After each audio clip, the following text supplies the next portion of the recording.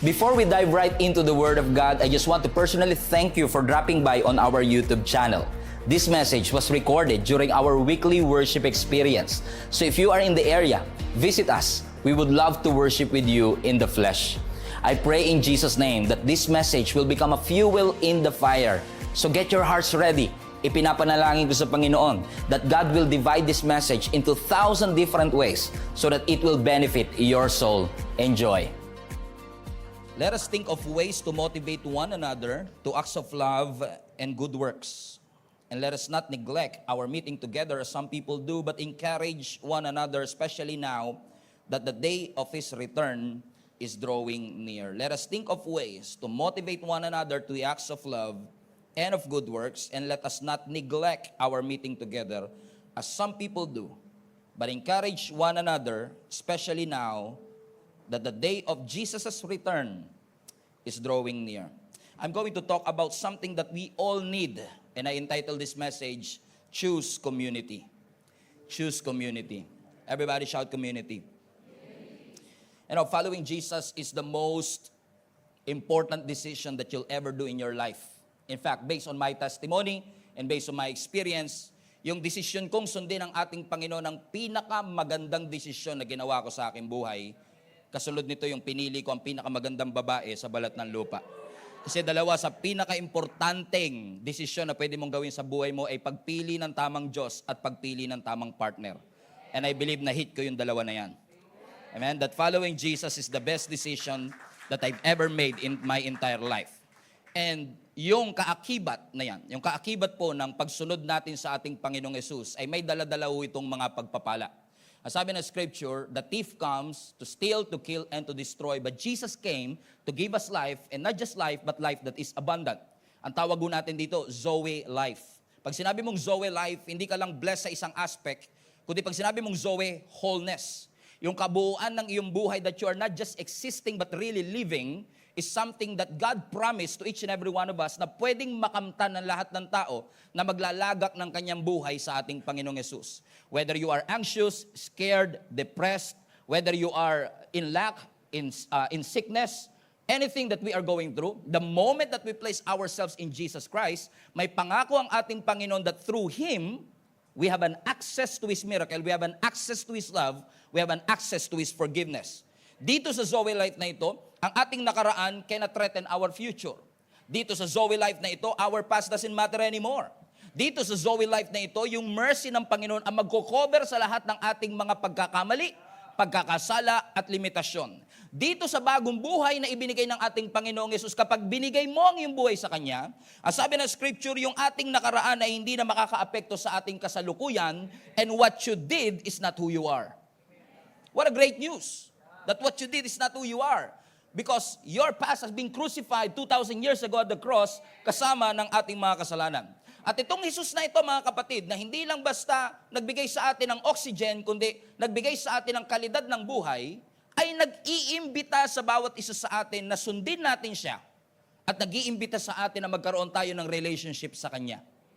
Hindi niyo masyadong nakuha. Yung Diyos na lumikha ng langit at lupa, yung lumikha ng trillions of galaxies, yung trillions of planets in the sky, is the same God who is asking you and inviting you to have a relationship with Him. Yung Diyos na nagpangalan sa mga bituin, yung Diyos na lumikha sa iyo at sa akin, ay nagsasabi, anak, pwede ba tayong magkaroon ng deep relationship sa isa't isa?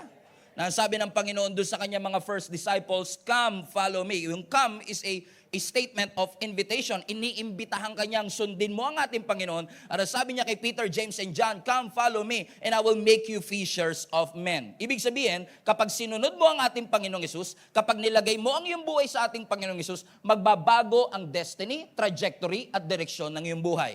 Komprende? Amen. Sino sa inyo makakapag-testify, nung nilagay ninyo ang inyong buhay sa ating Panginoong Yesus, may nagbago sa iyong buhay? Taas kamay lahat ng may nabago ang Panginoon sa kanilang buhay. Yan. Kasi sumunod ka sa Lord.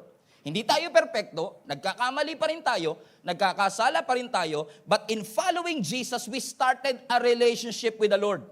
Hindi lang to acquaintance, palalim na relationship sa ating Panginoon. At si Jesus na ating sinusundan, may mission. Ibig sabihin kung itong Jesus na ito, na ating sinusundan at pinaglagakan po natin ang ating buhay ay may misyon, ibig sabihin kung susunod ka sa Kanya, yung mission niya, mission mo na rin. Oh, kasi nilagay mo yung buhay mo sa Kanya, so kung ano man yung mission niya, kung bakit siya bumaba dito sa mundo, na ibinigay niya ang Kanyang buhay sa bawat isa sa atin, so the moment that you place your faith in Jesus Christ, yung mission niya, mission mo na rin. Amen. Na kung sa mata ng ating Panginoon, lahat ng tao mahalaga, dapat pala lahat ng tao pinapahalagahan din natin because everyone matters to the Lord. In fact, walang nilikha ang Diyos na hindi niya mahal. May mga nilikha ang Diyos na hindi mo mahal, sandamakmak ang nilikha ng Diyos na hindi mo gusto, pero lahat ng taong hindi mo mahal at hindi mo gusto, gusto ng Panginoon.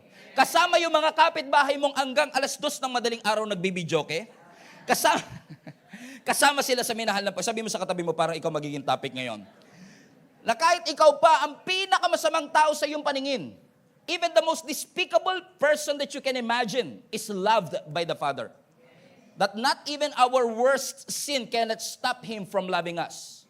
Pero hindi lang mahalaga ang lahat kay Lord, pati mga relationships importante sa Diyos. Na hindi mo lang basta kilala ang Diyos, kundi kilala mo ang Panginoon. Kasi kilala ko si LeBron James, pero hindi ko siya kilala, if you know what I mean. And God wants you to have an intimate relationship with the Lord. And relationships with the Lord matter.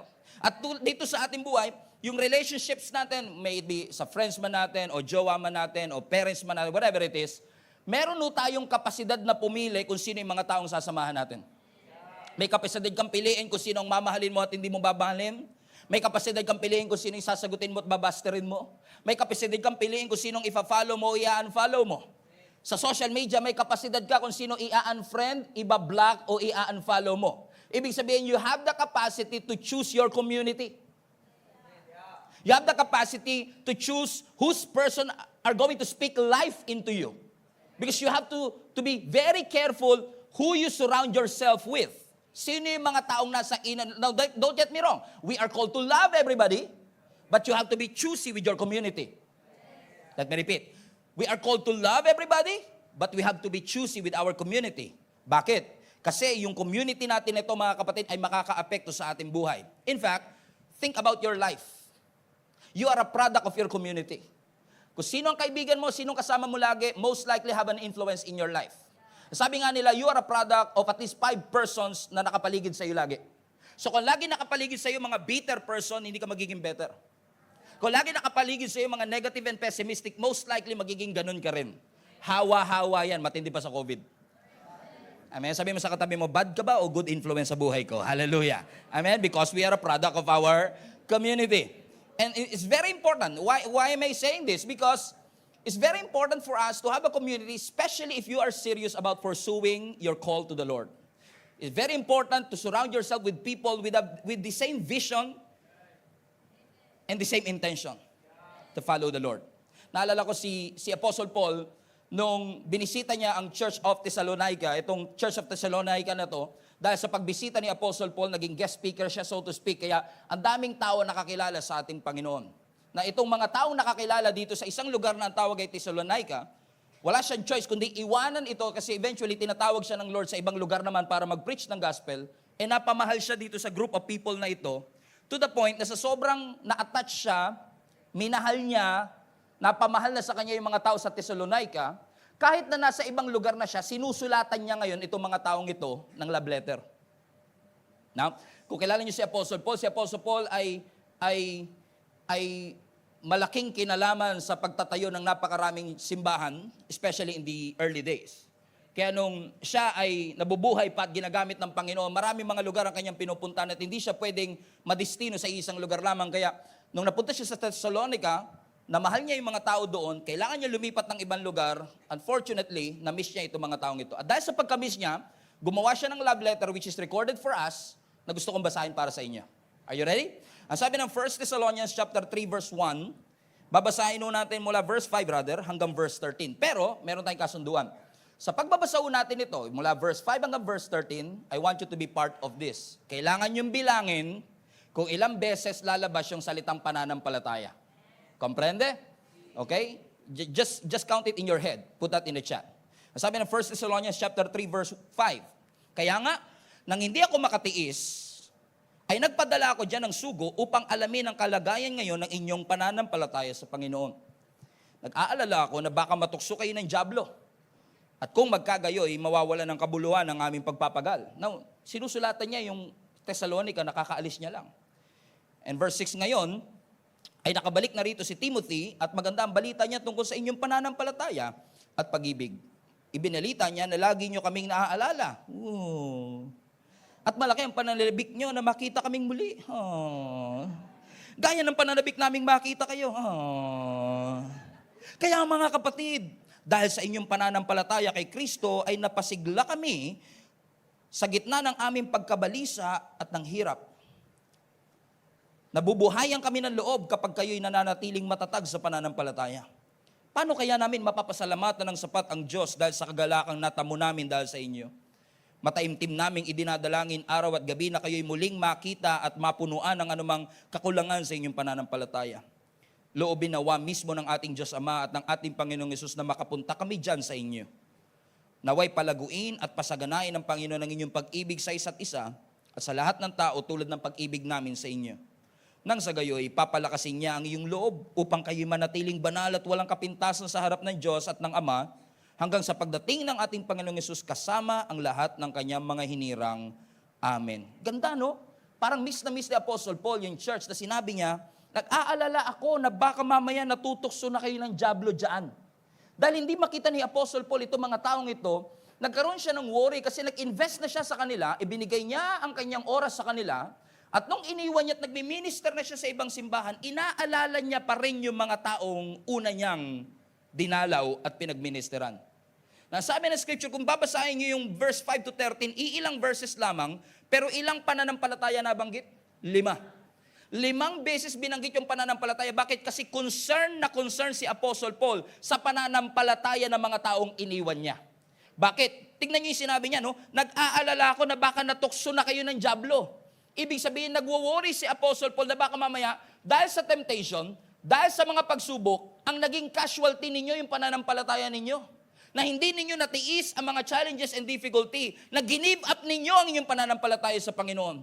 So sinabi ni Apostle Paul, nag-aalala ako na baka mamaya sa panahong ito ay hindi na kayo nakakapagsimba. Maaring hindi na kayo nakakapagbasa ng salita, hindi na kayo nakakapanalangin, na baka mamaya nag-give up na ninyo ang inyong pananampalataya. Alam niyo kung bakit? Kasi alam po ni Apostle Paul na ang goal ni Satan ay sirain ang ating pananampalataya. And temptation is strong in isolation. Kapag mag-isa ka, mas matindi ang temptation. And you know it for a fact, mga kapatid, na ang temptation mas lumalakas kapag walang tao na accountable for you. And accountable to you. So napakahalaga yung sinasabi ni Apostle Paul na alam kong matututunan ng bawat isa sa atin. Na if you really want to follow Jesus Christ, and if you really want to preserve your faith, because one of the most important thing that God gave us is not just salvation, but also our testimony. At gagawin ni Satan ang lahat para sirain ang ating pananampalataya at ang ating testimony. And the only way for us to preserve our faith is by having others encourage us and help us through this journey. Let me rephrase. You don't have to go through this life alone. Hindi naman kailangan pag may pagsubok ka, solohin mo lahat ng pagsubok. May mga taong inilagay ang Panginoon sa buhay mo. Pamilya man yan, kasama sa church, kasama sa ministry, na nilagay ng Panginoon sa iyong paligid para matulungan kang makalagpas dito sa pagsubok na iyong pinagdadaanan. Na sabi ni Apostle Paul, si Satan masyado siyang desidido si Satan na gusto niyang pabagsakin kayo sa inyong mga pananampalataya. Pero sinasabi ni Apostle Paul, do not waver your faith. Huwag mong i-give up ang iyong pananampalataya. Bantayan ninyo ang isa't isa. Sapagkat napakahalaga nito sa survival natin, na hindi lang tayo attached sa Diyos, kundi attached din tayo sa mga taong niligtas ng Panginoon. Sabi mo sa katabi mo, it's going to be you and me. Whether you like it or not. Amen? Mahalaga po ba? Mahalaga po ba na tayo ay may relasyon sa ating Panginoon? Yes. It's very important. Kasi ang sabi ng Scripture, when we are detached to the Lord, we are going to die. Ang sabi ng John chapter 15 verse 5, I am the vine, Jesus said, and you are the branches. And he who abides in Jesus and Jesus in you will bear much fruit. For without Jesus, you can do nothing. Basahin natin sabay-sabay, parang hindi masyado nag-gets sa mga nasa kaliwa. Okay, 1, 2, 3, go. I am the vine, Jesus said, and you are the branches. He who abides in me and I in him will bear much fruit. For without Jesus, you can do nothing. Maliwanag po ba mga kapatid? Na si Lord ang ating puno at kailangan tayo bilang mga branches ay laging attached sa Kanya? Kasi kung kailangan mo ng wisdom, kailangan lagi kang attached sa source ng wisdom. Kung kailangan mo ng peace, kailangan lagi kang attached sa source ng peace. At mapapansin nyo, the moment na nilayo mo ang sarili mo sa ating Panginoon, you make a lot of stupid decisions. You cannot sleep. You don't have peace. You know why? Because the source of peace is there. And you have to be attached always to the source of peace. You always have to attach yourself to the source of joy para magkaroon ka ng joy. Ang joy, hindi nabibili sa sari-sari store. Ang tunay na joy galing kay Jesus. Corny. Kaya nga sabi ni Jesus Christ, I am the vine. Alam mo yung tawa nila, hindi natawa eh. Tawa, corny ni pastor. Okay, I am the vine. Minsan corny rin tayo. And you are the branches, but when you abide, everybody say abide. Pag sinabi mong abide, you remain. You remain in me. You are consistent in your relationship with me. And when you do that, you will bear much fruit. Question, do you want to be fruitful? Sino sa inyo gusto nyo maging fruitful, successful, gusto nyo magkaroon ng bunga lahat ng inyong ginagawa? The secret is attachment to the source, as attachment to Jesus Christ. When you're attached to Him, being your vine, you will bear much fruit. For without Jesus, without God, you are nothing. Amen? Alam niyo sa totoo lang, si Satan, hindi ka na niya kailangang pagurin, bugbugin, para sumuko ka. Para mamatay tayo sa ating relationship kay Lord, hindi niya na kailangan tayong bigyan ng maraming problema. Alam niyo, ang gagawin lang ni Satan, i-detach ka niya sa source, mawawala ka na ng bunga. Mawawala ka na ng buhay. For example,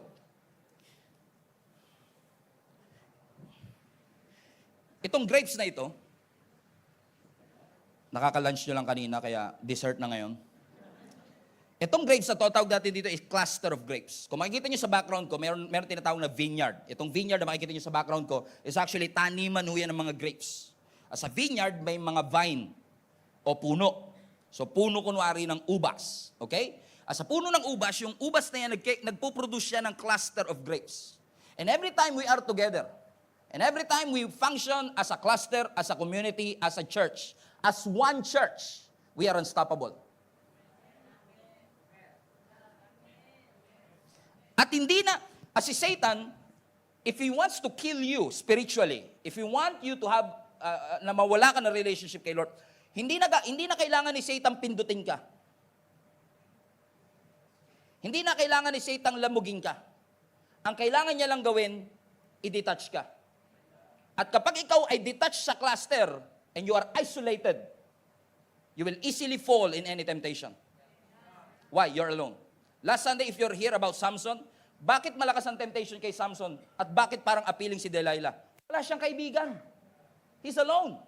At ang isang taong isolated, madaling babagsak sa mga pagsubok.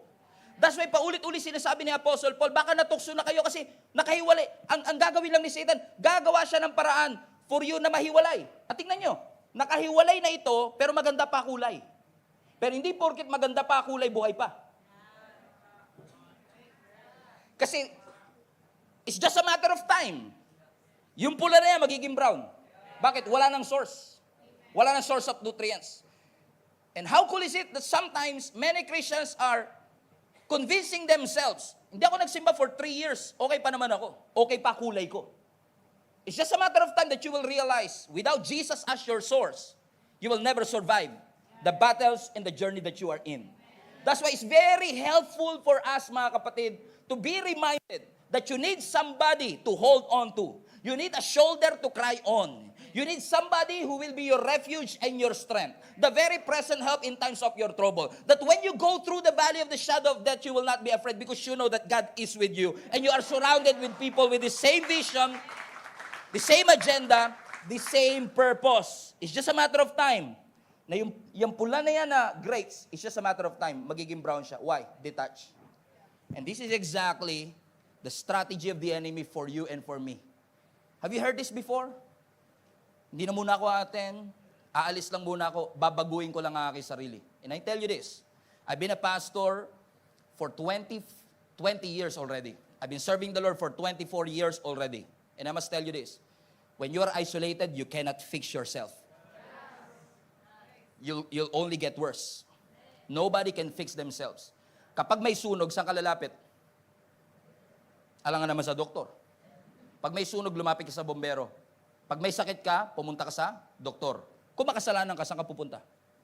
Sa Diyos. Kasi siya lang ang magkakapagbigay ng solusyon, kapatawaran sa bagay na kailangan mo. Eh kung lalayo ka pa sa Kanya, kaya ang lagi ko sinasabi, if you don't feel like attending the church, you attend even more. If you don't feel like reading your Bible, read even more. If you don't feel like coming to God, come even more. Bakit? Kasi ginagamit ni Satan yun. Hindi ka ba nagtataka na ginagawa ni Satan na lahat para hindi ka maka-attend today? Kasi alam niya, may maririnig ka ngayong araw na ito na makakapagpabago ng iyong buhay. That's why i-discourage ka niya na i-detach mo ang iyong sarili. Amen? It's very important that we are attached to the vine. Ano sabi ng Psalms 133 verse 1? Oh, how good and pleasant it is when God's people live together in unity. Basahin po natin sabay-sabay. How good and pleasant it is when God's people live together in unity. Ibig sabihin, hindi lang kayo magkakasama, kundi united kayo. With one purpose. Napakaligaya at kahanga-hanga. Napagmasdan ang mga nagkakaisa at laging sama-samang magkakapatid. Bakit? Gusto ng Lord, we are part of a community. After all, our vision is bigger than ourselves.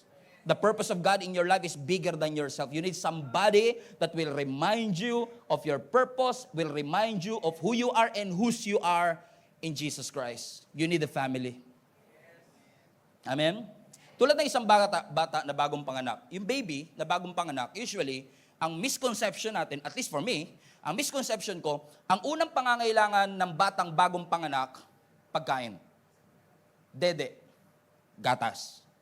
True. Mahalaga ba ang gatas sa bagong panganak na baby? Yes. Pero ang tunay na unang pangangailangan ng bata, hindi gatas. Ang tunay na kailangan niya, mature na taong magpapakain sa kanya. Kasi kahit na yung gatas mo mamahalin, kung walang magpapakain sa bata, hindi siya makakakain.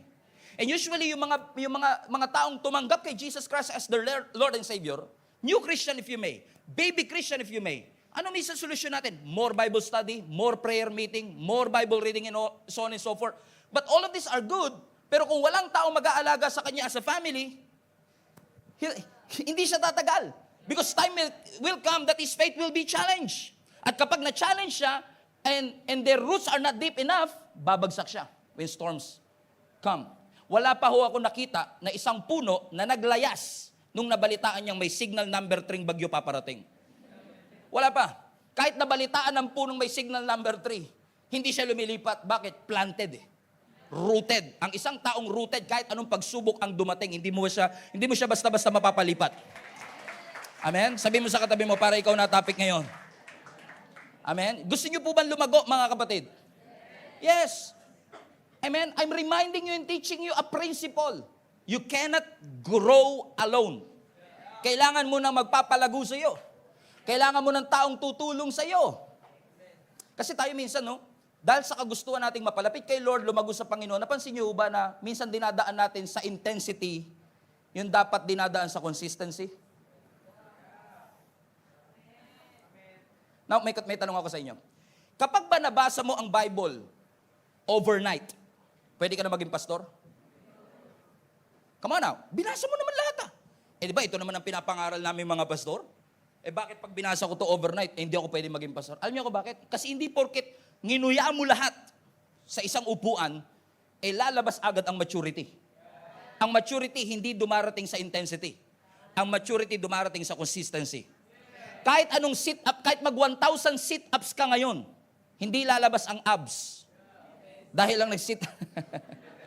Amen? Kasi minsan, maghahabol ako ngayon. Alam niyo yung sinasabi ko? Dami ko nakain ng New Year, maghahabol ako ngayon. Kaya yung workout mo, imbis na 2 hours, naging 4 hours, kasi nga dinadaan mo sa intensity, pero walang sustainability. Amen? Pero kahit na 100 sit-ups o 200 sit-ups a day, pero consistent mong ginagawa, time will come, you will see results. At sa unang sit-ups mo, sa unang buhat mo, wala kang makikitang ebidensya. Pero nagtataka lang ako sa mga nag-gym, Kahit unang araw pa lang, ganun agad. Ba, may kilala kayo gano'n? Tapos nakasando ng agad. Wala pang resulta, pero, diba? Kala mo, kasi diba, parang they feel it from the inside, but it's not yet showing on the outside. At minsan, nilalait natin yung iba, ito naman, nagsando ka kagad, nakaisa pa lang.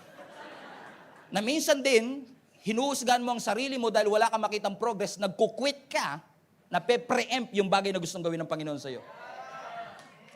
Umatin ako ng church, 4 na linggo, sunod-sunod, di naman nabago ang buhay ko. Porke ba umating ka ng 4 na beses sunod-sunod, pwede ka na maging pastor? No, it's a consistency. Kami ni Jenny po, yung pinakamagandang babae sa balat ng lupa, as I've said. Kami ni Jenny married na for 11 years. Pwede ko ba sabihin kay Jenny na, oy, ganito ba, no? Arrangement natin ng ating pagsasama, 1 beses lang tayo sa 1 taon magsasama. Tapos yung ilang araw na yun, 364 days, bahala ka na sa buhay mo. Pero doon sa 1 araw na yun, 24 hours naman tayo magkasama. Tingnan niyo may mabubuong relationship kung once a year lang, pero 24 hours naman. May intensity, pero walang consistency. Right? And many people failed to grow and improve in their spiritual journey because akala nilang spiritual journey, intensity. As I've said, kahit makabasa ka ng 10 chapters in one day, hindi ibig sabihin nun na mag-grow tayo at magmamature. Kasi may mga kilala ko, 1 verse lang nabasa nila, pero nagkaroon ng deep roots sa kanilang puso at nai-apply nila sa kanilang buhay. That's what you call maturity. Ang maturity hindi dumarating dahil sa intensity, kundi sa consistency natin. Amen. If you stick with it consistently, you will start to see results. At ang spiritual life natin hindi lalago by intensity, but by consistency. Are you still with me, mga kapatid? Kaya kailangan consistent tayo. Ito ba talaga ang gusto mong puntahan? Is this the direction that you really want? Gusto mo pa talaga mapalapit sa ating Panginoon? Kaya nga lang, minsan, nagiging consistent tayo sa pagiging inconsistent.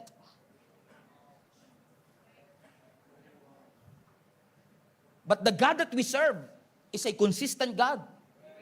Ang sabi niya, I am the same yesterday, consistency, today, and forever. We are serving a God who is consistent in His love. Ang love ng Lord ay hindi nakabase sa ginawa mo o hindi mo ginawa. He loves you regardless of what you do and what you did and what you're going to do. Ang pagmamahal niya sa iyo hindi nagbabago base sa ginawa natin. Ang pag-ibig ng Diyos hindi nagbabago base sa ating pagkukulang, limitasyon o lakas. No. When God says He loves you no matter what. That's consistency. Especially right now. In the rise sa pagtaso ng culture of individualism. Solo-solo na lang, kaya mo yan mag-isa. Go girl. Show the world that you're strong. You can do it alone. And walang masama sa pagiging isa o mag-isa. Pero in the rise of this individualism, ang sinasabi nila, patay na ang community. No. We need community now more than ever. We need community now more than ever. You may not realize it, mga kapatid, but we need community now more than ever. After all, we have a moral obligation na sinasabi ng Scripture that we should encourage and love one another. Di ba yung one another, ibig sabihin, mahirap naman, love one another, ikaw lang mag-isa. Encourage one another, encourage kita. No, we have a call. May pagdawag ang Panginoon to encourage one another. Amen. Ang sinasabi ng Panginoon sa atin, ang church, ang growth, ang commitment, ang relationship natin kay Lord is not a one-man's job. Maturity is a collaboration. Collaboration between you, your leader, and God. Kasi kahit gusto mo lumago, kung hindi nagko-collaborate ang pastors and leaders mo, wala rin mangyayari, di ba? Pero kahit gusto naman ng pastors and leaders, kung ayaw mo rin naman, wala rin mangyayari. It's a collaboration, not isolation. Naalala ko si Moses, one time, tumayo siya bilang judge ng nation of Israel kasi imagine niyo approximately 2 million Israelites in the desert. Ilan kaya may problema doon sa palagay po ninyo? Sa 2 million people. Di 2 million people din. At lahat ng tao na yun, mga kapatid, kapag may mga problema sila, pumipila sila in a single line para makausap si Moses at makahanap ng payo. Imagine niyo yung stress. Imagine niyo yung haba ng pila. Imagine niyo yung problema ni Moses na kahit masaya siyang gumising, matutulog siyang malungkot at stress. Come on now. Nung nakita siya ng father-in-law niya, si Jethro, what are you doing? This is not a one-man's job. Ang sabi ni Jethro. Bakit mo sinusolo yung dapat isinishare mo sa iba? Alam mo kung bakit minsan hirap na hirap tayo? Sinolo natin eh. Cast all your cares upon the Lord, for He cares for you. Pag sinabi mong all, di ko alam kung saan school kayo nag-aral, pero sa school na pinag-aralan ko, yung all lahat. Hindi sinabing 50%, hindi sinabing cash your 50%, lahat ng cares mo, kalahati. Minsan tayo, Masyado nang maraming iniintindi si Lord, marami ng planetang pinapaikot. Ito na lang, Lord, muna. Ito lang kailangan ko ngayon. And actually, in the context, that's pride. When you cannot cast all your cares upon the Lord, that's pride. Humble yourselves before the Lord. Cast all your cares upon me, for He cares for you. May malasakit ang Panginoon. He wants to collaborate with us. This is not a one-man's job. Ang sabi ni Jethro, bakit mo sinusolo yung bakit dapat ibinibigay mo? Kasi nga tayo, sa society natin, alone time, introspect, individualism. Kaya ko to. Kaya ko to mag-isa. Kahit wala nakakakilala sa akin sa church, okay lang. Papasok ako doon na hindi nila namamalayan. Lalabas ako hindi namamalayan. Tawag ko doon mga Kristiyanong pusa eh. Dahan-dahan lang dumating mamamalayan. Tapos lalabas din sila, hindi mo rin namamalayan. Pero alam nyo, isa sa pinaka-powerful arsenal ni Satan, isolation. Hindi masama na mag-isa. Tinuruan tayo ng Lord na mag-pray in private. Tinuruan tayo ng Panginoon na tumulong in private. Hindi masama yun. But there is nothing that can replace the beauty of corporate worship. There's nothing that can replace the beauty of having a community in your life that will speak life into you. You need a family whether you like it or not. Amen? Yun nga lang, ayaw natin mag-involve minsan sa community, ayaw natin ibukas ang ating mga sarili, especially the church, kasi nga, napasin nyo ba mga kapatid that people are frustrated in church? Let me personalize, some people are frustrated in our church. Kasi in-expect nila yung church natin perfect. And since day one, noong 2013, I've never mentioned, ever in this pulpit, that our church is perfect. In fact, I keep on telling each and every one of you, none of us is perfect. This church is not perfect. In fact, if you've been attending this church for quite some time, kahit mahal na mahal niyo ako, kahit pugim-pugi kayo sa akin, darating ang pagkakataon na may masasabi akong di mo magugustuhan. It will come. It's just a matter of time. It will come. Because this church is not perfect, your pastor is not perfect. At kung perfecto man ang Gia Kamanaba at sumali ka, sisirain mo kami. Because what can you expect with imperfect people na nagsama-sama? Anong klaseng mathematics yun? Na yung imperfect pinagsama mo, naging perfect? Wow. No, we are all imperfect people trying to serve a perfect God. That's what we do here. We are a work in progress by the grace of God. And I acknowledge that the church is messy sometimes. Nagkakaapakan tayo ng paa. Spiritually, emotionally, the church is not perfect. Magkakasakitan tayo, magkakapikunan tayo, may mamumuong galit na nagli-lead sa discouragement. And in my 24 years of serving the Lord in the ministry, I realized na minsan ang church confusing, minsan ang church boring, minsan ang church damaging, minsan ang church hurting. Nakasakit. That's why it takes intentionality and the grace of God to do life together. Napansin niyo yung text natin? Let us think, Hebrews 10:24, let us think of ways to motivate each other. Kasi kung di mo talaga pag-iisipang i-motivate, sarili mo na lang i-motivate mo. Pero sabi ng writer of Hebrews, maging concern ka rin sa iba. Motivate them. Kung nangihina sila, napapagod sila, kailangan tayo mag-isip ng paraan how to motivate them in the acts of love and doing good works. Kaya mapansin niyo po si Peter, si Apostle Paul, he wrote 66% of our New Testament. And most of that letters in the epistles are actually letters of conviction. Kino-convict niya ang early church. Ang prideful ninyo. Immoral kayo. Punong-puno na naman kayo ng tensyon, legalism, heresy, ambition, pride, and arrogance. Biruin mo, yung mga binanggit ko, kahit ng early church, meron na. At hanggang ngayon, hindi nawawala. Bakit? What can you expect with imperfect people na nagsasama-sama? Wala. That's why we need grace.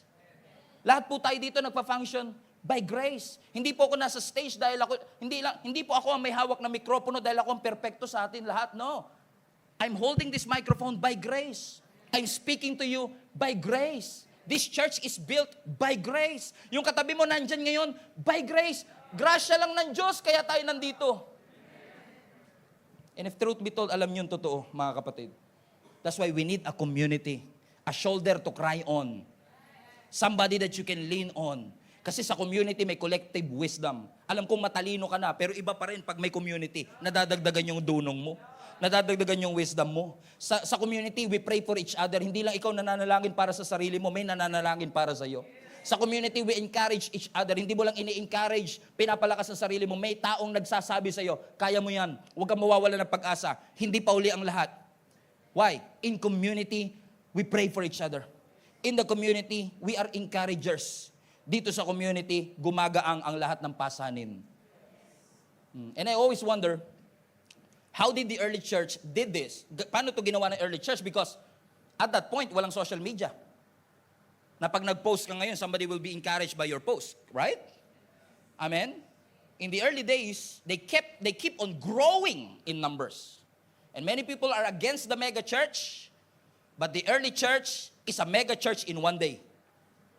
Kasi sabi ng scripture, nung si Apostle Peter ay nag-preach, 3,000 people got saved that day. And commit themselves to Jesus Christ. One preaching, 3,000 people ang naligtas. Mega kagad.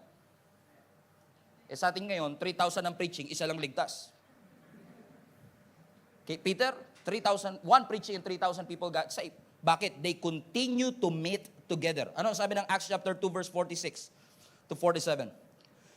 So continuing daily, with one accord in the temple and breaking bread from house to house, they ate their food with gladness and simplicity of the heart. Verse 47, praising God and having favor with all the people, and the Lord added to the church daily those who were being saved. So after Peter preached, one preaching and 3,000 people got saved, hindi sila huminto, hindi sila nagsettle, ang dami na natin.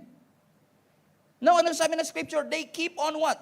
They keep on meeting in the temple courts. They keep on breaking breads in house to house. They ate together as a family. They praised the Lord. And the Lord added to the church daily. Kaya ako naniniwala mga kapatid, aside from their Sunday service, they meet on the weekday. Kasi kung hindi kayo mag-meet on weekdays, hindi dapat ang sabi dito, the Lord added to the church weekly. Pero bakit daily? Obviously, they are sharing the gospel every day. Mga kapatid, we are trying our best dito sa ating simbahan, as you can see, to create a space for you kasi ayoko mahadlangan kayo na mag-invite na inyong mga kaibigan. Ayoko mahadlangan. Problema na namin yun. Okay?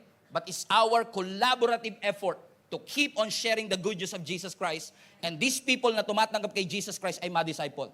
Alam niyo kung bakit? Anak, pakipangiwan yan. Alam niyo kung bakit? Kasi parang dancer. Kala nyo sasayaw na? Hindi, biro lang. Alam nyo kung bakit? Kasi, you cannot disciple a chair. So hanggat walang laman, wala kang madi-disciple. Kaya nga ang calling ng Gia, go bear fruits, fruit remains. Twin calling yon, evangelism and discipleship. Share the gospel and disciple them. Problema naman natin, minsan, share tayo ng share, wala nagdi-disciple. At mas mahirap lalo nagdi-disciple ka ng bangko. It will not grow, it cannot hear you. Kahit i-comfort mo siya, hindi siya mako-comfort. Ikaw ang mako-comfort nito actually. Why? You cannot disciple a chair. Anong ginawa nila? Amen. Nagsettle ba sila doon sa 300 at disciple lang nila? No, they keep on preaching. They keep on sharing the good news of Jesus Christ. Hanggang yung 3,000, Acts chapter 4 verse 4. Basa. Sabi ng scripture, Acts 4 verse 4, 2 chapters later, but many who heard the message believed. So the number of men who believed grew to 5,000. Here you go. So yung 3,000, dahil hindi sila uminto, naging 5,000. One chapter again, verse chapter 5. And yet, more and more people believed and were brought to the Lord, and crowds of both men and women. Hindi na siya mabilang. So, 3,000, naging 5,000, hindi na natin ito mabilang. Crowds na lang. So many people. And sabi ng maraming historian, ang Jerusalem back in the day has around 200,000 in population. And many scholars believe that the early disciples were able to reach half of the city. 100,000 believers in a span of 25 years. Woo! Why? Hindi sila huminto. Hindi nila sinabi, bahala na si Pastor Stephen mag-preach. No. Because wherever you are is a mission field. At lahat ng mission field kailangan ng missionary. So stop praying, Lord, send us a missionary. Kasi ikaw yung missionary, wherever you are. Your family is your mission field. Your office is your mission field. Amen? The church, the organization is never invented in the first place to pamper the saved, but for us to reach the lost. Ba't pa tayo nag-gather every week, Pastor? To equip us. Para pagbalik natin sa ating mga mission field, we carry that light and that salt. Ang sabi ng Matthew 5, you are the salt of the earth. You are the light of the world. Ang ilaw dapat maliwanag. Ang asin dapat maalat. So kapag yung asin lumiwanag at yung ilaw umalat, may problema. So tanungin mo yung katabi mo, may alat ka pa ba? Kailangan maliwanag yan. One chapter later, Acts chapter 6. Amen? So God's message continued to spread and the number of believers greatly increased in Jerusalem and many of the Jewish priests were converted too. Kahit kaaway nila, naniwala na sa kanila. Paano nga naman natin mapapaniwala yung mga kaaway natin kung lagi natin inaaway? Alam niyo kung paano niyo mawiwin yung mga kaaway ninyo? Bukas, pag lunchtime, pag nagbaong ka, gawin mong dalawa. Pag lunchtime, ibigay mo sa kanya yung isa. Magugulat yun. Grabe may lason siguro to. Ba? Hindi siya makakapaniwala eh. Kasi how come? Inaway ko siya tapos gagantihan niya ako ng kabutihan. Baka may lason to. They cannot comprehend that level of kindness, that level of grace na una nating naranasan at pinapakita natin sa kanila. Bakit mga kapatid? We are called to reach people for the glory of God. Acts 21, 25 years later. Are you with me? 25 years later, here's what happened. After hearing this, they praised God and they said, you know, dear brother, how many thousands of Jews have also believed and they all follow the law of Moses very seriously. 25 years later, they were able to reach 100,000 believers just in the city of Jerusalem. Why? Hindi mo sila mapapatahimik. And ladies and gentlemen, this is how you change the legislation of the government. This is how you change the government through the church. Naniniwala ako ang tunay na pag-asa ng bayan, mga mananampalatayang totoo at hindi peke. Yun ang tunay na pag-asa ng bayan. Bakit? Kasi ang simbahan, it affects the families, it affects the church. Whether you believe it or not, you've been affected and impacted by every Sunday that you come to church. Right? Sino sa inyo, pag uwi nyo, mamaya, nangyayari sa inyo na pag uwi nyo galing service, kapag kumain kayo, pinag-uusapan nyo pa rin yung preaching nung hanggang gabi pa yan. In fact, hanggang Thursday pa yan. Sasabihin ng mga nanay sa anak, narinig mo yung sinabi ni Pastor, di ba? Feelings are dangerous. You know why? Because feelings can change. Sabi ng nanay, comprende? Pati nanay, nagko-comprende na rin eh.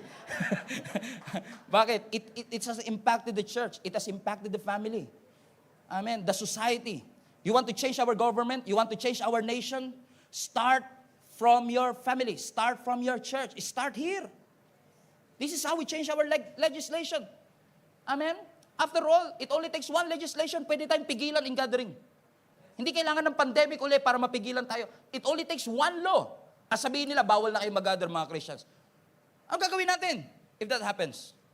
Buti na lang early church may solusyon. Ang sabi ng Acts chapter 5, and every day in the temple and from house to house, they continued to teach and preach this message that Jesus is the Messiah. Pasinin niyo mga kapatid, ano? Temple, house to house. So they gather in temples and they gather house to house. And all Christian churches, they gather in the temple. But only few are gathering through small groups, Bible studies, and house to house. If this house to house doesn't happen, walang members that will be added daily. Minsan may nagtanong sa akin, Pastor, ba't kailangan seryosong-seryoso ang simbahan sa pag-share ng gospel? Sabi ko sa kanya, naniniwala ka bang totoo yung impyerno? Opo. Kung naniniwala kang totoo, it will cost you something. Kung naniniwala kang totoo, may epekto yun sa buhay mo, sa pagsasalita mo. Kasi alam mo na kung ititikom natin ang ating bibig, hindi makakakilala yung mga taong dapat makakilala. Sino sa inyo excited pagdating natin sa langit, magkakasama tayo lahat? Magkaroon tayong reunion doon. Lahat ng Gia Kamanaba sama-sama sa isang corner. Come on na, sino sa inyo excited? Sino sa inyo excited yung mga kaibigan nyo, makita nyo sa langit? Sino sa inyo excited mga ka-office mate nyo, makita nyo sa langit?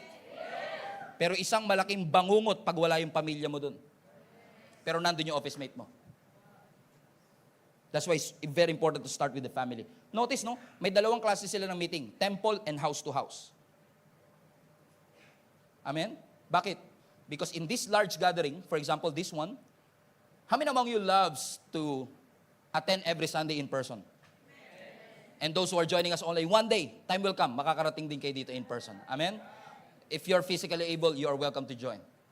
But in here, nakikita natin kung gaano kalaki ang Diyos. Sa dami ng tao, madali sa atin minsan itago ang ating sarili. Maging parang pusa. Right? But in here, we see God's greatness. But in small groups, in Bible study, in communities, we are seeing the nearness of God. Parang ang lapit-lapit ng Diyos. Gusto niyo po ba mag-upgrade ang inyong spiritual journey na hindi na lang temple kundi may house to house na? Tignan niyo po yung nasa harapan ninyo. Tingin kayo sa nasa harapan ninyo ngayon. Yan. Ano nakikita niyo ngayon? Batok. Tama? Sino sa inyo gusto niyo, ayaw niyo na mag-settle sa batok ngayon? Come on now. Amen? Lord, improve mo na. Ayoko na makita batok nito. Kasi sa service, ang nakikita natin batok. Pero sa small group, ang nakikita mo muka. So gusto mo ba mag-improve mula sa batok, sa muka? Amen? Every single Sunday after the service, I want to invite you. Meron tayong 10 to 15 minutes na link up groups. Kung saan hindi na lang batok. Hindi na lang batok na may libag ang makikita mo. Kundi mukha niya mismo. Amen? And I want to invite you to join one. Naka-flash ngayon sa likod ng screen ko. If you want to register online, you can do it. Amen? Register yourself. Register your family. Invite them to be part of our link up groups. Kasi hindi lang temple, kundi house to house. Amen? But after the service, if you don't have time for this, pwede rin after the service, you can join in any of our, meron tayong age-appropriate link up groups. And if you don't know, we have literally hundreds of people na nagjo-join sa mga small group every day. Every single day may link up group. So every single day may church. Kaya minsan nakala na, si Pastor Stephen na naman preacher. Every Sunday lang po ako, pero yung mga link up group natin, araw-araw nagpipreach. Mas marami pa sila. Mas mahal na nga sila ng mga tao kaysa sa akin eh. Pero okay lang sa akin yun. Kasi I admit and I know for a fact na hindi po lahat ng pangangailangan nyo kaya kong i-meet. That's why I train them, we train them to do pastoral care, to be an extension so that the church will keep on expanding and growing. Ayaw natin na lumalaki lang tayo, namamaga tayo, pero hindi tayo healthy. Ayaw ng Diyos ng obese church, gusto niya healthy church. And healthy things grow. And in order for you to grow, you really need to be part of the community like this one. Ay. Amen? Naniniwala ho ba kayo may rason kung ba't nakaupo kayo ngayon? Lalo yung mga ibang, may mga kilala ba kayong gano'n minsan yung sa church, no? Yung, buti nga dito, hindi na uso yan, eh, no? Yung sa church na every Sunday, parang nabili na nila yung upuan na yung kanila na yun. May titulo, gano'n. Para sa, hindi, dito ko gusto umupo. Hindi, dito ko gusto umupo. Oh. Eh, wala pa po. Antayin ko. Kasi dito sa atin, di ba, may system tayo of seat management so that maging maayos yung pagpapaupo natin. Pero some people would rather have their own chair. Akala nila, yung upuan na yon is a place for them to watch the church. No, you are here, you are sitting, and God is giving you not a place to watch, but a place to minister. You are a missionary, you are a minister right where you are. Kahit saan ka pa. Amen? And I find it fascinating na napakaraming tao naghahangad na mag-minister sa stage, pero laging gusto nasa likod. It blows my mind to think that when we have a microphone, we want to be on stage. Pero pag wala tayong microphone, we always want to sit at the back. Amen? Kaya mga pastors and leaders natin required sa harap umuupo. Pag may upuan pa. Pag wala, overflow. Hi sa mga nasa overflow. Praise the Lord. Palapakan natin ang Panginoon. You are equipped to go back to your workplace so that your light will shine. Church is not a place to go. We are the church. We are the living body. And the church is more than just an organization. We are a family. So I want to invite you. Ayaw natin, mga kapatid, na yung mga needs ng bawat isa sa inyo, hindi natin natutugunan. We don't want you to feel that you're not heard, that you're not seen. We are committed to help you grow in your faith. It's just a matter of your choice. Will you say, Lord, Pastor, I want to take my faith to the next level. Every Sunday I'm here, but right now, starting from today, I want to take my faith to the next level. I want to join the link-up groups. I want to join the link-up groups. At lahat ng kasali sa link-up groups, sisigaw ngayon para malaman nyo kung gaano ka-beneficial. Kung gaano ka-beneficial na meron tayong link-up group. It's hard to face the battles of life without a community that will stand together, pray together, encourage together. You need a community. You need a spiritual family. You cannot do life alone. Amen? So our action plan for today, make a commitment, consistency in attending, in reading, and praying. And also consistency na ibigay ko ang aking sarili deeper for the glory of God. Amen? So, from my heart to yours, from your tatay spiritually, I really wanted to encourage all of you to join our link-up groups. Amen? Be part of one. Amen? Be part of one. It's gonna help you grow in your faith. Subukan nyo lang kahit 1 month. Pag hindi naging beneficial, you're free to go. You're free na umalis sa GC. It's okay. But I'm confident, mga kapatid, that link-up group is a way for you to really grow in your faith. You'll be surprised that this very small thing that we do can have a huge impact in your life. And I tell you that it will help you. Choose community. God, thank you for this opportunity. For us to be able to be reminded, oh God, that you love the church, hindi dahil maganda ang church, but to make it beautiful. Lord, we want to focus our attention to you and to you alone. We want to focus our attention in the truth of your word. And I know that the more centered we are in your truth, the faster we grow. You are perfect. Your ways are perfect. We love you. We cherish you.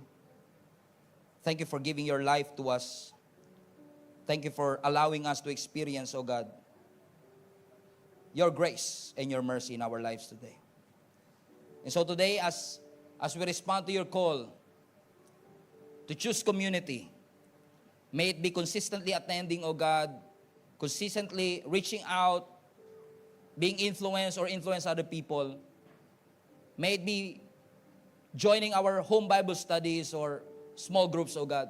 Lord, I pray in Jesus' name that you will continue, oh God, to empower the church and prepare us, oh God, for what's about to come.